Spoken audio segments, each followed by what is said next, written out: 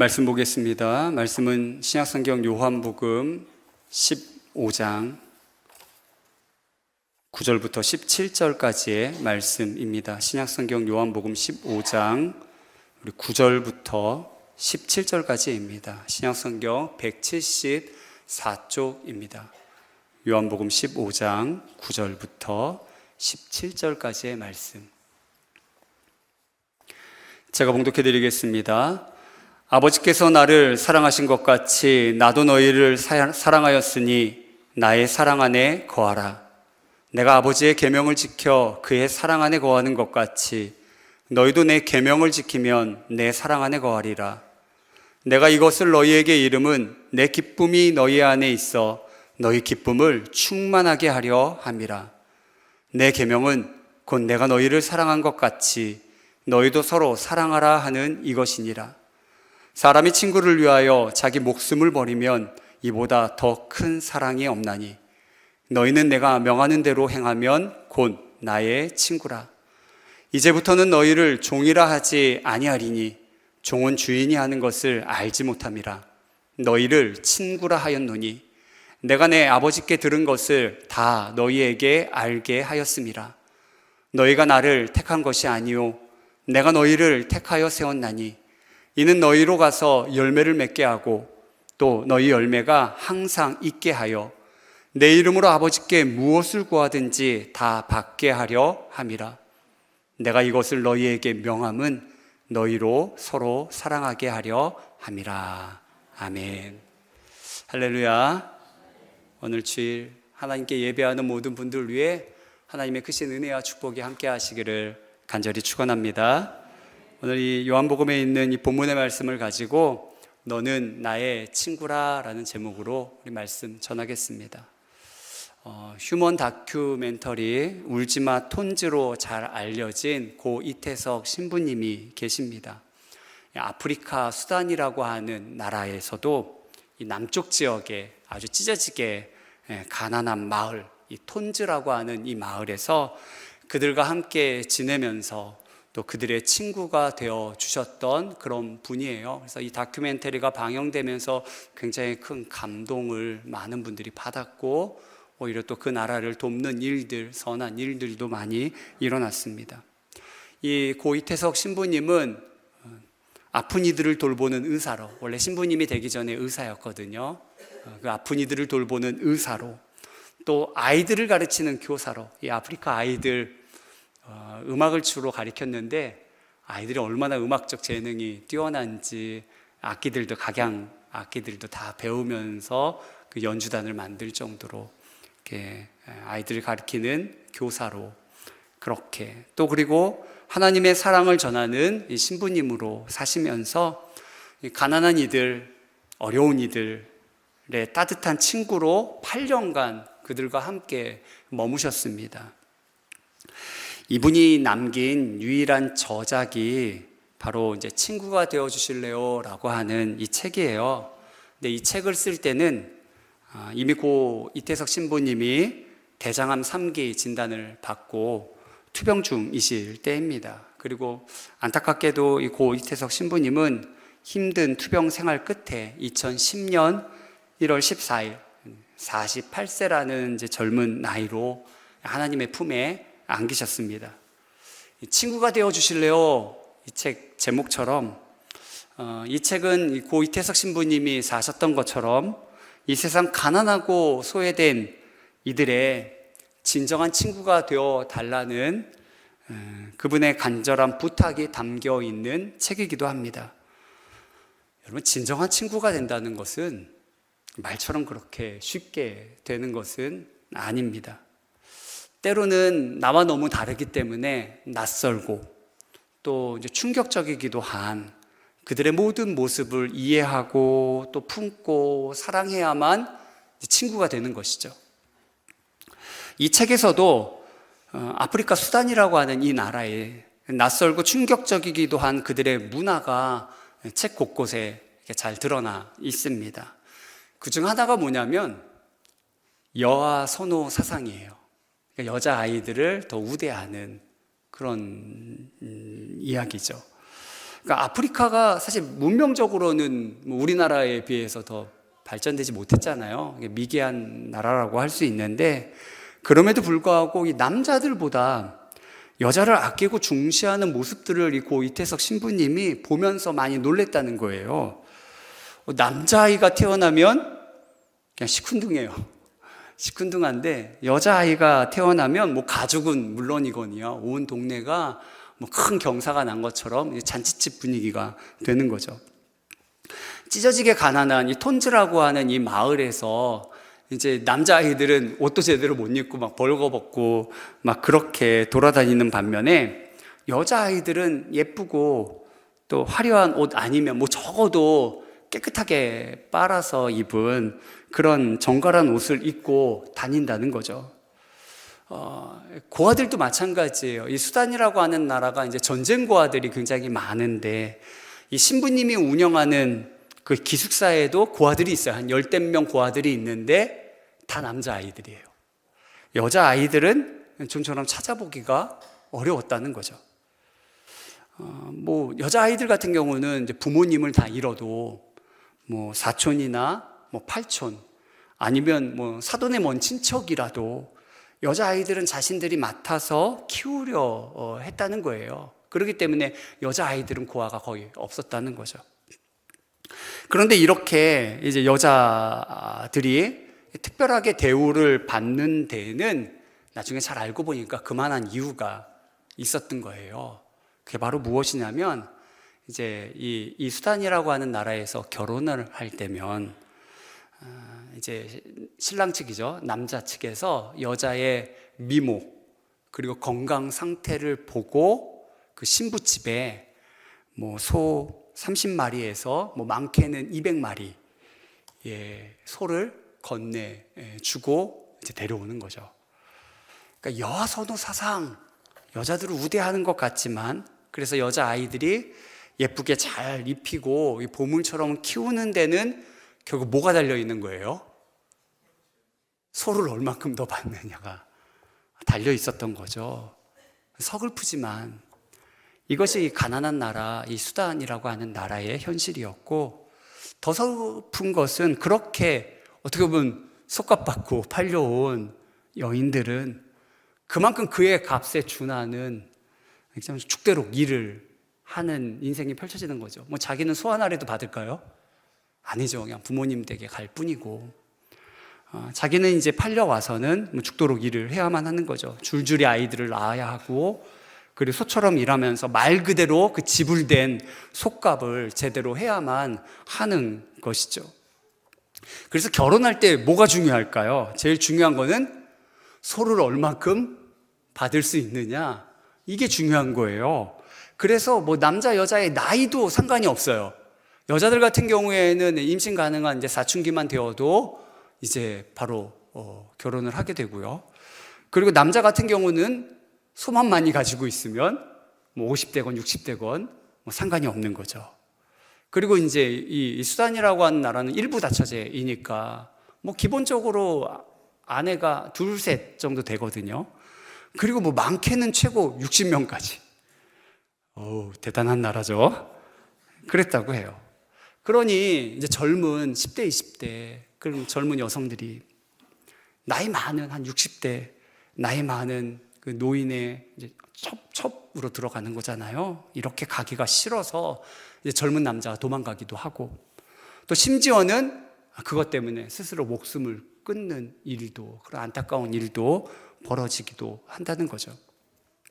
그러니까 겉으로 보면, 잘 모르고 보면 여자들을 위하는 것 같지만 사실 전혀 그렇지 못한 현실을 살아가고 있는 거죠. 가슴 아픈 현실을 사는 그들의 이제 친구가 되어 주셨던 분이 바로 이 고 이태석 신부님이고, 바로 그것은 바로 이 땅의 가슴 아픈 현실을 살아가고 있는 우리를 위해 오신 구주 예수님의 그런 모습이기도 합니다. 오늘 본문의 말씀 좀 볼까요? 9절 말씀 우리 같이 한번 읽어보겠습니다. 9절입니다. 아버지께서 나를 사랑하신 것 같이 나도 너희를 사랑하였으니 나의 사랑 안에 거하라. 누가 하신 말씀이죠? 예수님이 하신 말씀이죠. 예수님은 하나님 아버지의 사랑을 가지고 이 땅에 오신 분이십니다. 그 사랑이 엄청난데 친구를 위해서 자기 목숨까지 버리는 아주 큰 사랑을 지금 예수님께서 내가 그렇게 너희를 친구 삼고 그 사랑을 주겠다 말씀하시는 거죠. 그래서 13절과 14절에 보면 사람이 친구를 위하여 자기 목숨을 버리면 이보다 더 큰 사랑이 없나니 너희는 내가 명하는 대로 행하면 곧 나의 친구라. 이렇게 주님이 말씀하세요. 그러니까 예수님께서 너는 나의 친구라 라고 말씀하실 때 주님은 친구인 우리를 위해 목숨까지 내어줄 아주 큰 사랑을 결심하고 그리고 그것을 이미 말씀하고 계시는 거죠. 바로 주님의 십자가의 사랑을 예고하시면서 말씀하시는 겁니다. 너는 내 친구고 내가 너를 위해 내 목숨까지 내가 너를 위해 내가 너를 사랑하기 때문에 줄 거다라고 말씀하시는 것이죠. 이것은 예수님이 왜 이렇게 우리의 친구가 되셨냐면 그 전에 하나님이 하나님의 뜻을 밝히셨어요. 율법이죠. 율법으로 너희들은 이렇게 살아야 살아 라고, 너희들 멸망당하지 말고 죽지 말고 이렇게 살아야 돼 라고 율법을 아무리 명령해도 사람들이 지키지 못하는 거예요. 그런데 하나님이 친히 인간의 몸을 입고 예수님이 친히 이 땅에 오셔서 사랑으로 하나님의 뜻을 성취하시는 거죠. 너희 친구가 되어서 내가 대신 목숨을 내어줌으로 그 사랑이 그 뜻이 너에게 성취되도록 예수님이 오신 것입니다. 여러분, 율법이 무엇입니까? 율법의 중심은요 바로 사랑이에요. 한 율법사가 와서 예수님께 질문하죠. 어느 계명이 큽니까? 라고 질문을 해요. 이때 예수님이 뭐라고 대답하시나요? 크고 첫째 되는 계명은 바로 네 마음과 목숨과 뜻을 다하여 주 너의 하나님을 사랑하는 것이다. 그리고 둘째는 그와 같은데 내 이웃을 내 자신같이 사랑하라. 이 두 계명, 하나님 사랑하고 이웃을 사랑하는 것, 이것이 바로 온 율법과 선지자의 강령이다.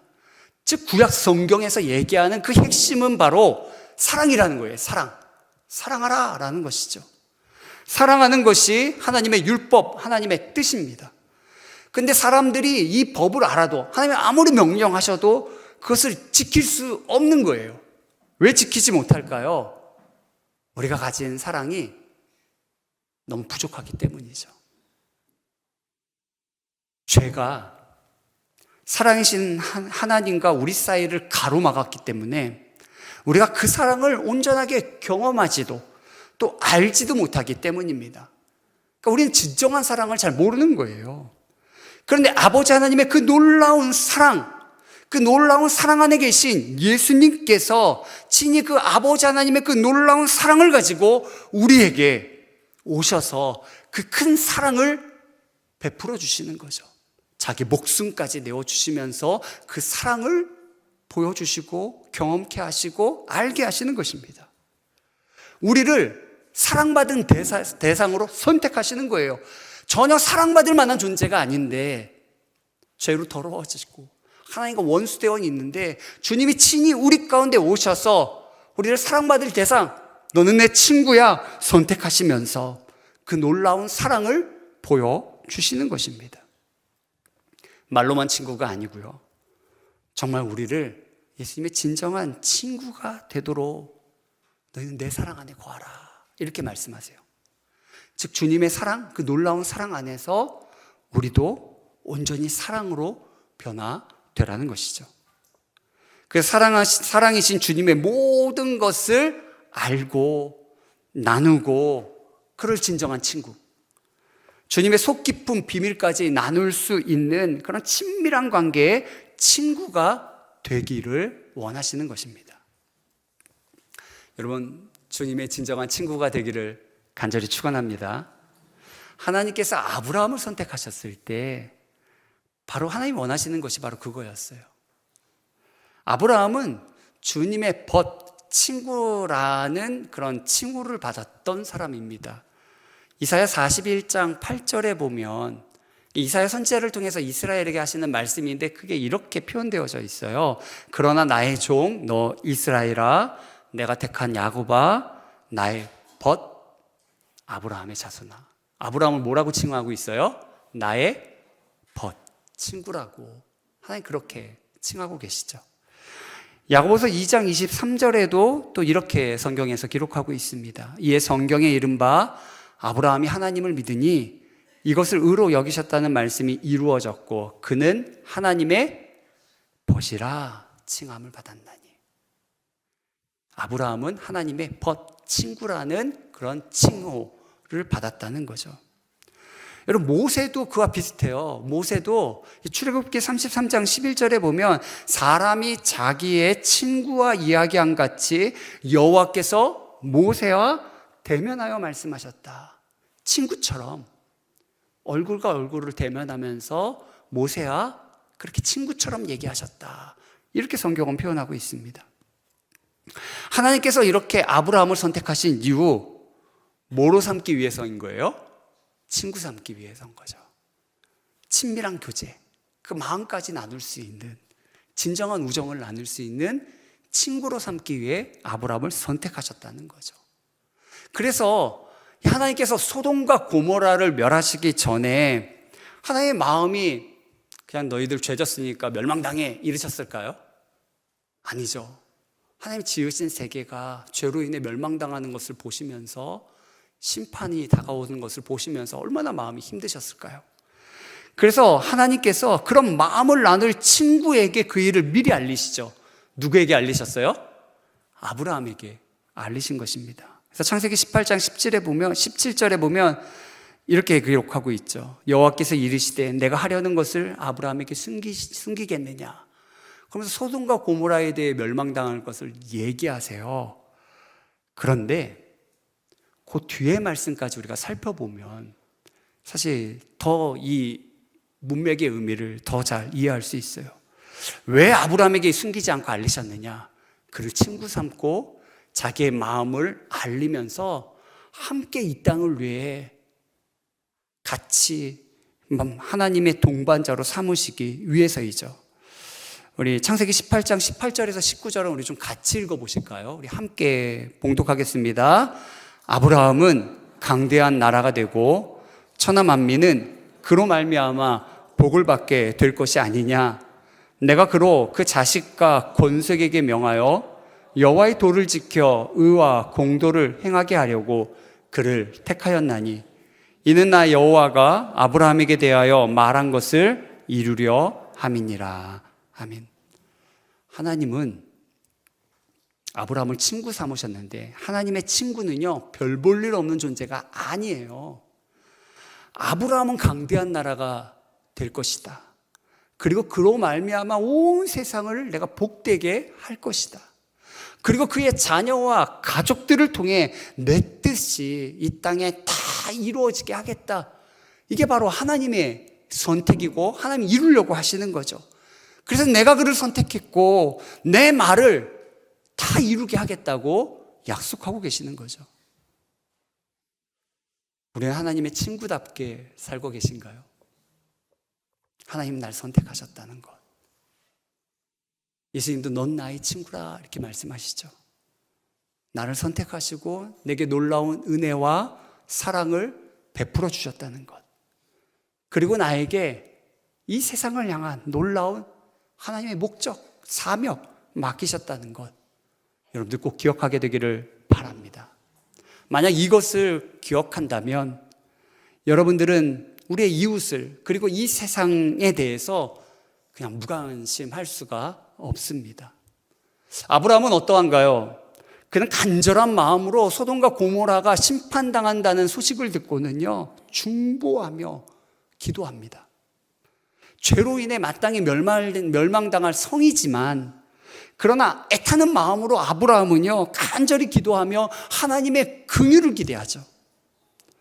주님께서 우리를 친구 삼으시고 기대하시는 것이 바로 이런 마음입니다. 기억하십시오. 여러분들은 주님의 친구입니다. 너는 나의 친구라. 종이 아니에요. 아무것도 모르고 살지 마십시오.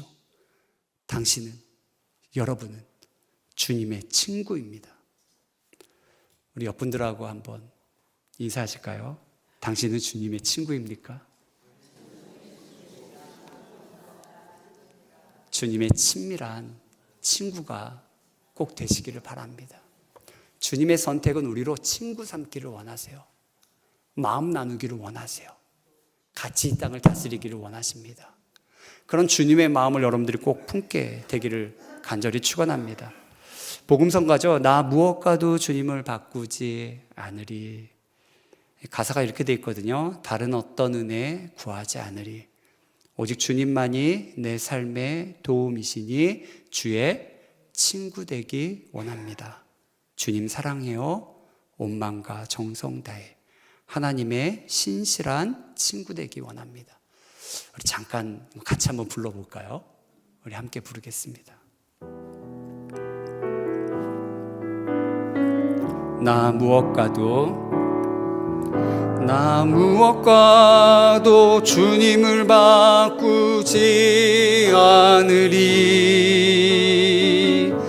다른 어떤 은혜 구하지 않으리. 오직 주님만이 내 삶의 도움이시니 주의 얼굴 보기 원합니다. 주님 사랑해요. 주님 사랑해요.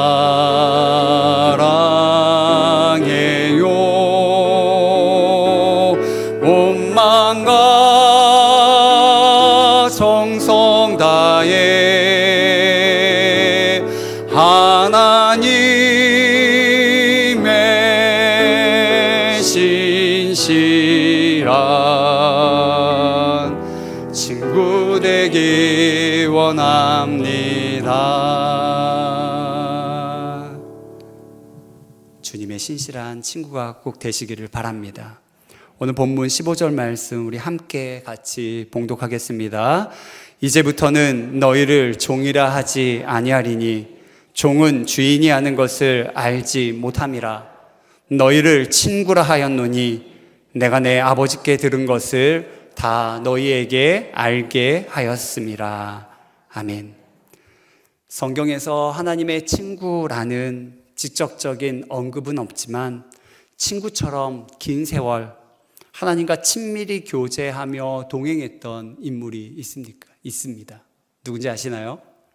네, 에녹이라고 하는 인물입니다. 그는 300년간 하나님과 동행하다가 하나님이 친히 그를 데려가심으로 죽음을 보지 않고 하늘로 들려졌던 그런 사람입니다. 부럽죠? 여러분들 주님과 너무 친밀해서 너 이제 내 곁에 와라, 그렇게 부르신다면 얼마나 좋을까요? 근데 이 에녹이 워낙에 고대 인물이거든요. 창세기 앞부분에 기록되어져 있으니까요. 그러니까 고대 인물이니까 그가 살았던 시대는 그래도 좀 평온했을 거라고 우리가 그렇게 좀 착각하기가 쉽습니다. 하지만 에녹이 살던 시대는요, 결코 평온하지 않았습니다. 에녹의 아들이 누구냐면 무드셀라예요. 무드셀라. 성경에서 가장 오래 살았던 사람이죠. 몇 살 살았나요? 969세. 엄청 장수했던 사람이죠. 근데 이제 성서학자들은 이 무드셀라가 생존했을 때, 그러니까 그가 죽자마자 노아의 홍수가 일어났다고 그렇게 얘기를 해요. 그의 죽음으로 말미암아 하나님의 심판이 왔다는 거죠. 그의 이름은 이제 창을 던지는 자, 이 무드가 이제 죽다라는 의미고 이 셀라가 보내다라는 의미를 갖고 있는데, 그래서 그 무드셀라라고 하는 이름은 그가 죽으면 심판이 온다는 뜻으로 그렇게 여겨졌습니다. 그러니 이 무드셀라의 아버지가 에녹인데 그 에녹이 살던 시대도 심판이 아주 가까워졌던 그런 시대이죠. 그러니까 세상에 죄악이 관영하던, 가득했던 그런 시대였습니다. 그래서 신약 유다서, 이 한 장뿐이 안 되는 아주 짧은 성경이죠. 이 유다서에 보면 에녹에 대한 이야기가 잠깐 언급되는데 아담의 7대 손 에녹이 예언했다는 내용이 기록되어져 있어요. 근데 그 내용이 뭐냐면 바로 무사람들을 심판한다는 그런 심판의 메시지입니다. 물론 그 심판의 궁극적인 성취는 주님이 다시 오실 때, 재림하실 때 이루어지는 이제 최후의 심판을 말하는 것이겠죠. 하지만 그 심판은 에녹이 선포했을 때에는 아마 그 아들 때 이루어지는 노아의 홍수 심판 또한 예고해 주는 것일 겁니다. 그래서 유다서 14절, 15절에 보면 제가 읽어드리겠습니다. 아담의 7대손 에녹이 이 사람들에 대하여도 예언하여 이르되 보라 주께서 그 수만의 거룩한 자와 함께 임하셨나니 이는 뭇 사람을 심판하사 모든 경건하지 않은 자가 경건하지 않게 행한 모든 경건하지 않은 일과 또 경건하지 않은 죄인들이 주를 거슬러 한 모든 완악한 말로 말미암아 그들을 정죄하려 하심이라 하였느니라. 그러니까 에녹은요, 죄악된 시대에 살았던 인물이에요. 그럼에도 불구하고 하나님의 친구처럼 하나님과 친밀히 동행하면서 결국 하나님의 부르심을 받았던 인물이 바로 에녹입니다. 그럼 어떻게 우리도 이런 에녹처럼 오랜 세월 하나님과 친밀하게 동행하며 친구처럼, 너는 나의 친구라 하는데 진짜 주님의 친구처럼 살 수 있을까요? 그러니까 주님과 동행하려면 어떻게 해야 할까요? 우선 먼저 하나님과 함께 걷는 자 되어야 합니다. 동행은 걷는다는 의미거든요. 함께 걸어야 돼요. 함께 걷는데 하나님과 보조를 맞춰서 걸어야 합니다. 이게 중요해요. 하나님과 보조를 맞춰서 걸어야 돼요. 하나님께 지도받으면서 인도받으면서 그 계획과 목적에 따라 걸어야 합니다. 에녹은 하나님의 발걸음에 자신을 맞춘 사람이죠. 그는 뒤처지지도 않았고 또 하나님보다 앞서지도 않았습니다. 구약 예레미야서에 보면 예레미야 12장 5절에 보면 하나님께서 예레미야 선지자에게 예레미야가 뒤처진다고 좀 안타까워하시면서 책망하시는 장면이 나와요. 만일 네가 보행자와 걷는 자와 함께 달려도 피곤하면 어찌 능히 말과 경주하겠느냐라고 말씀하시죠. 그러니까 하나님은 말처럼 달려가기를 원하시는데 예레미야도 그와 보조를 맞춰서 힘차게 달려가기를 원하는데 걷는 사람조차 따라가지 못하고 피곤해하면 너 어떡하냐? 너 주저앉아 있으면 어떡하냐? 이런 얘기를 하고 있는 거죠. 에녹은요, 하나님과 동행했는데 성경은 에녹이 하나님과 동행했다고 표현할 때 믿음으로 동행했다고 표현하고 있습니다. 믿음으로요. 믿음으로 하나님의 뜻을 따라 거기에 맞춰서 산 사람이죠. 하나님과 보조를 맞춘 겁니다. 하나님을 기쁘시게 한 사람이에요.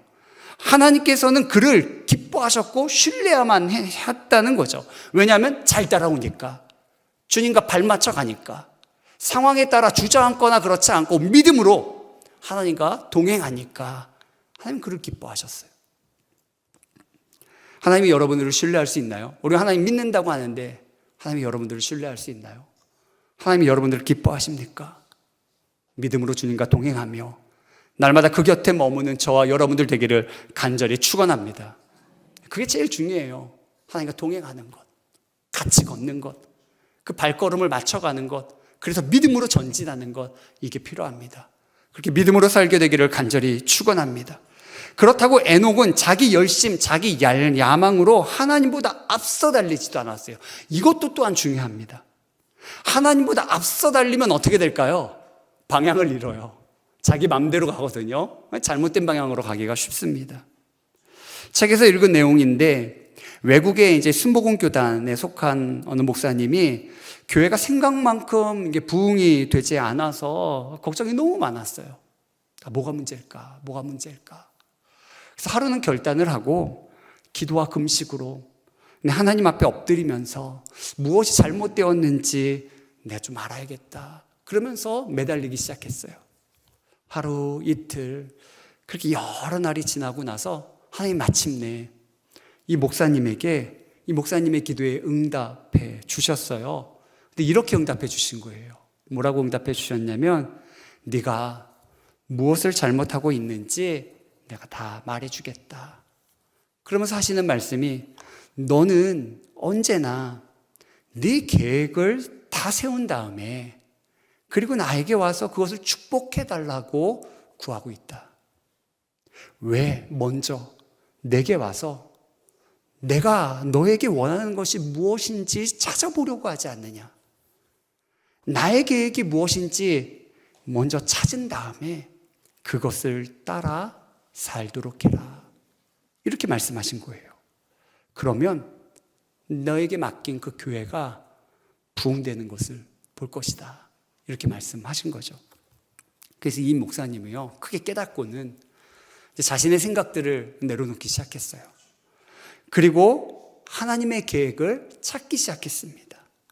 그리고 하나님의 뜻을 발견하면 그것에 일치하도록 그렇게 행하기 시작했어요. 쉬운 일은 아니었어요. 믿음으로 행하는 거죠. 놀라운 것은 이 목사님이 그렇게 한 지 한 서너 달 지났을 뿐인데 그 교회가 놀랍게 부흥이 된 거예요. 한 100여 명 모이던 교회였는데 500여 명이 모일 정도로 하나님의 놀라운 은혜의 역사들이 그 교회 안에 나타나게 된 것이죠.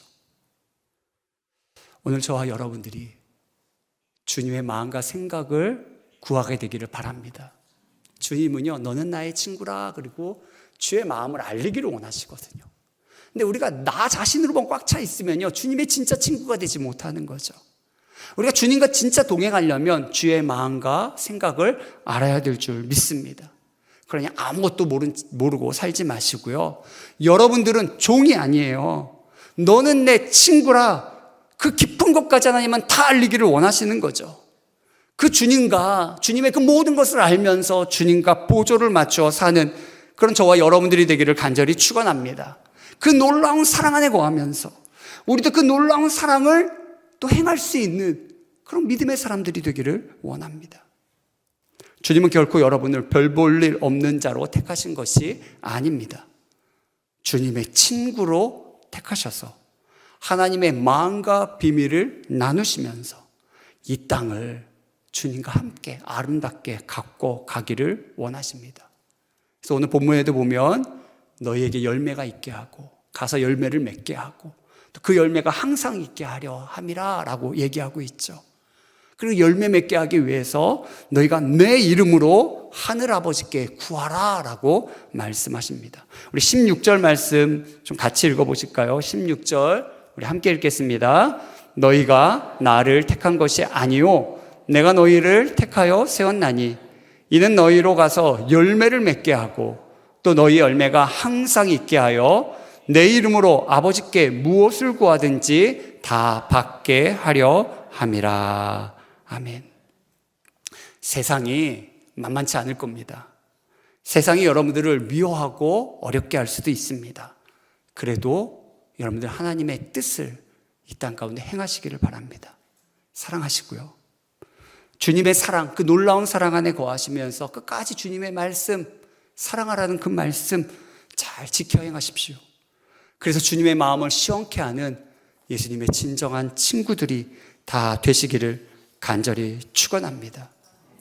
찬송가 442장이죠. 저 장미꽃 위에 이슬이라고 하는 이 찬송가는 어떻게 지어졌냐면요. 친구의 아픔을 이제 그냥 넘길 수 없었던 이 찰스 오스틴 마일즈라고 하는 이 사람이요. 그 아픔을 위로하고자 지었던 찬송가가 바로 이 곡이에요. 사실 이제 그의 친구 중에 이제 애덤 가이벨이라고 하는 친구가 있어요. 근데 그 친구가 이제 딸이 막 결혼을 했거든요. 근데 그 딸이 막 결혼해서 그 사위가 다니는 회사, 제철 회사인데 이 제철 회사에 용광로가 폭발하는 사고가 일어난 거예요. 그 용광로가 폭발하면서 많은 사람들이 죽었거든요. 근데 그때 이 사위, 딸의 남편도 목숨을 잃은 거죠. 이제 막 결혼했는데. 딸은 그 소식을 듣고 실신해 버렸고요. 이 가이벨도 딸에게 일어난 그 큰 사고를 보면서 감당하기가 너무 어려운 거예요. 그 슬픔 가운데 정말 너무 힘겨워하는 모습을 보고 이 마일즈가 그 친구를 위로하고자 하는 마음, 이 마일즈 마음 또한 아파서 위에서 기도하기 시작하거든요. 하나님, 이 친구를 위로해 주세요. 도와주세요. 기도하기 시작해요. 그리고는 하나님께서 주시는 위로를 기대하면서 성경책을 편 거예요. 하나님은 어떤 말씀을 주실까? 그래서 성경책을 딱 펼쳤는데 그때 이 마일즈가 한 환상을 보게 됩니다. 이 환상은 성경의 장면이었는데 부활하신 주님이 이 마리아를 만나시는 장면이에요. 무덤 앞에서 슬픔과 절망 가운데 있던 마리아를 주님이 마리아야 라고 부르시는 그 장면. 그리고 그 음성을 듣자 이 슬픔 당했던, 이 절망 가운데 있던 이 마리아가 회복되는 그 모습, 그 환상을 보게 된 거죠. 이 마일즈는 이 환상을 통해 하나님이 주시는 위로를 깨닫게 되었어요. 그래서 이 찬송가를 지게 된 거죠. 귀에 은으니 소리 들리니 주 음성 분명하다. 내게 들리던 주의 음성이 늘 귀에 쟁쟁하다. 주님, 나와 동행하면서 나를 친구 삼으셨네. 우리 서로 받은 그 기쁨을 알 사람이 없도다. 오늘 저와 여러분들 안에 이런 주님의 진정한 사랑이 온전히 부어지게 되기를 간절히 축원합니다. 주님은요, 하나님 아버지의 그 놀라운 사랑을 가지고 우리 가운데 찾아오신 거예요. 여러분들에게 찾아오셨어요. 여러분들을 선택하셨어요. 그래서 그 놀라운 사랑을 목숨까지 내어주는 그 사랑으로 여러분들을 회복시키시며 여러분들이 진정한 주님의 친구가 되어서 이 세상 주님을 알지 못하고 고통당하고 상처 있고 그 힘든 현실을 살아가는 이들의 친구가 되기를 원하십니다. 주님과 같이 동행하기를 원하십니다. 오늘 저와 여러분들이 그렇게 믿음으로 살아갈 수 있게 되기를 간절히 축원합니다. 우리 이 시간에 우리 좀 같이 좀 들은 말씀을 기억하면서 우리 함께 좀 기도하겠습니다. 우리 자신에 대해서 좀 솔직하시면 좋겠어요. 나는 정말 주님의 진정한 친구가 되고 있는가? 주님의 사랑 안에 거하고 있는가? 하나님 우리를 선택하셔서 당신의 친구 삼으셨습니다. 별 볼 일 없는 존재로 아무것도 모르는 종으로 삼으신 것이 아니라 하나님의 그 깊은 마음, 그 애타는 마음, 그 뜨거운 마음을 함께 나눌 친구로 여러분들을 선택하신 겁니다. 주님의 친구가 되기를 원합니다. 주님의 마음을 나누기를 원합니다. 하나님, 제가 주님의 사랑을 알기를 원합니다. 하나님, 제가 그 사랑을 아직 주님을 알지 못하는 이 땅에 내가 그들의 친구가 되어서 나누기를 원합니다. 낯설고 내게 정말 충격적이고 나를 힘들게 하는 이 세상이라 할지라도 내가 그곳에서 그들의 친구가 되어서 주의 사랑을 전하겠습니다. 주의 말씀을 전하겠습니다. 주의 뜻을 전하겠습니다.